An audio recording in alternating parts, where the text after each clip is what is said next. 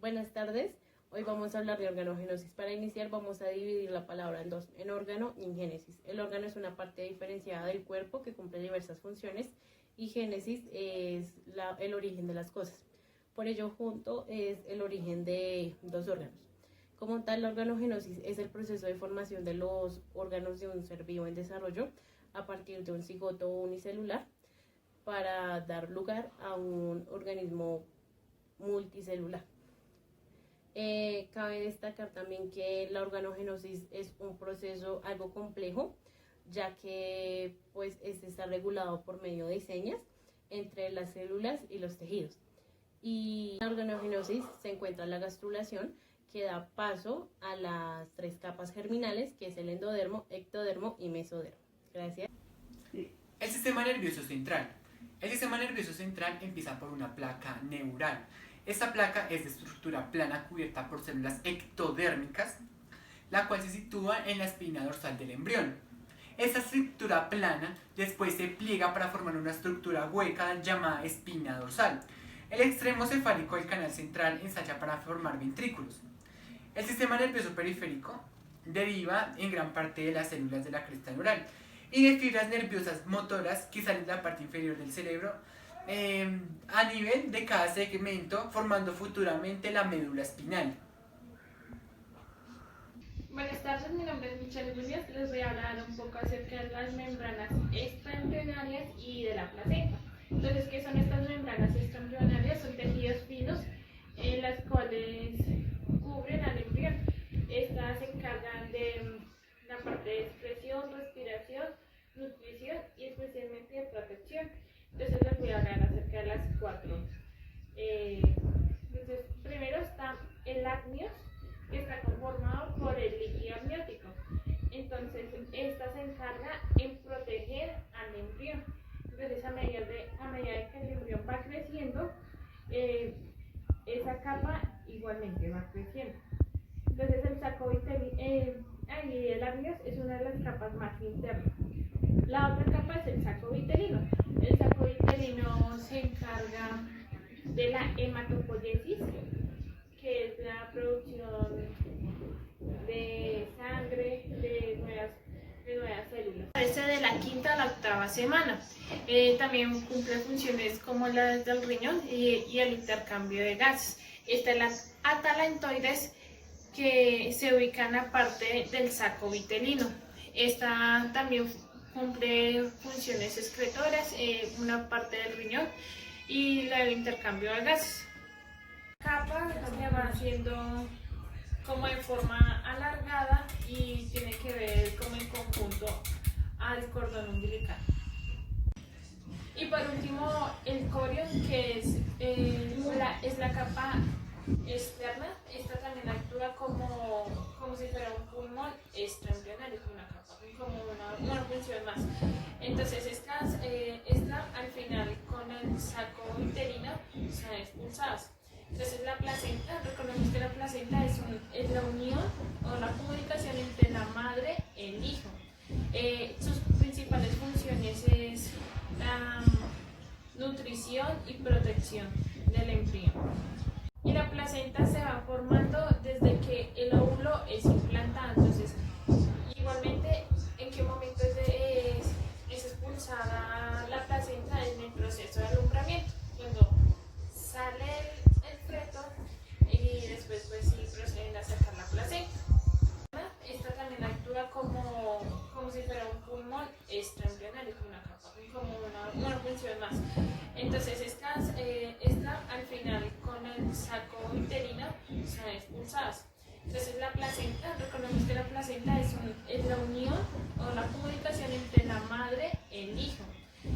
Sus principales funciones es la nutrición y protección del embrión. Y la placenta se va formando desde que el óvulo es implantado. Entonces, igualmente, ¿en qué momento es expulsada la placenta? En el proceso de alumbramiento, cuando sale el feto y después pues sí proceden a sacar la placenta. ¿Cuándo aparecen por primera vez las capas de tejido primario? Un embrión empieza como una esfera uniforme de células que se transformarán en una estructura más compleja a través de un proceso denominado gastrulación. Y es allí cuando aparecen las primeras 3 capas de tejido. La primera es endodermo, que es la capa interna, la segunda mesodermo, que es la capa media, y la tercera ectodermo, que es la capa externa. Estas capas germinales darán lugar a todos los tipos de tejido del cuerpo, formando así órganos y sistemas. El endodermo dará lugar a las estructuras como el hígado, el estómago y el intestino, la tráquea y los pulmones, la glándula tiroidea y el páncreas. Del mesodermo surgen el aparato circulatorio, el reproductor y el músculo esquelético. Del ectodermo da origen a los tejidos como el sistema nervioso, vías respiratorias altas, epidermis, boca y también la parte superior del tubo digestivo, y las glándulas mamarias. Buen día, mi nombre es Laura Mauri. A mí me corresponde hablar acerca del transporte que realizan los mensajes maternos a los blastómeros. Inicialmente, los blastómeros son un conjunto de células embrionarias animales indiferenciadas resultantes de la segmentación del cigoto después de la fecundación. Estas células poseen totipotencialidad, que esto quiere decir que pueden dar lugar a otras células sin importar el tejido que sean. En el ser humano, los blastómeros son producidos después de la fecundación y se dividen a partir del proceso de la mitosis. 2 días después de la fecundación hay 4 blastómeros y entre 7 y 8 blastómeros al tercer día. Los blastómeros se dividen rápida y repetidamente durante los días de la gestación. Aunque el tamaño del embrión permanece constante, aumenta el número de células, pero no su tamaño. Pasados 4 días, el huevo fecundado tiene más de 32 blastómeros. Y esto quiere decir que se le denomina por el nombre de mórula.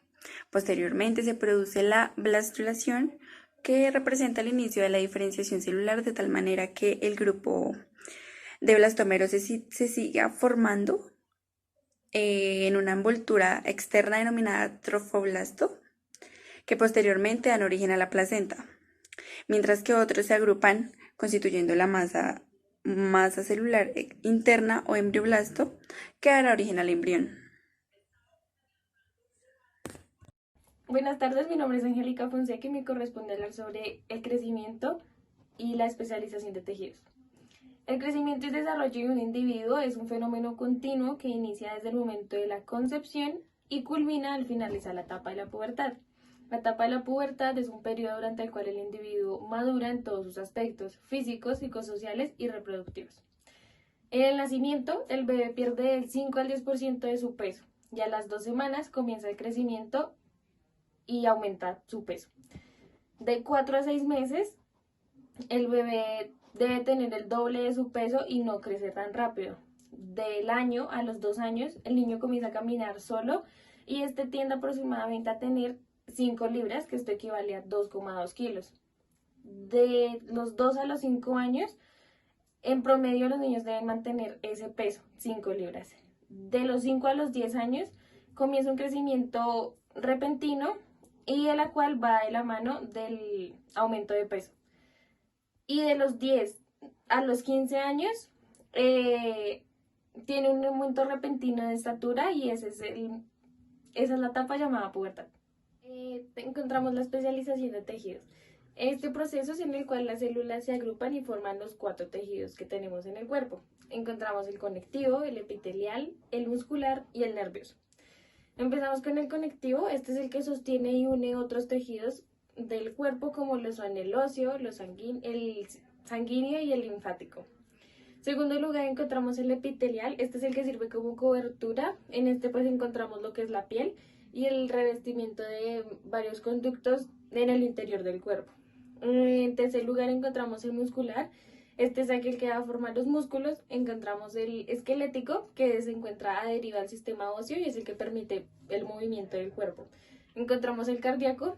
Se encuentra ubicado pues en el corazón y es el que favorece el bombeo sanguíneo.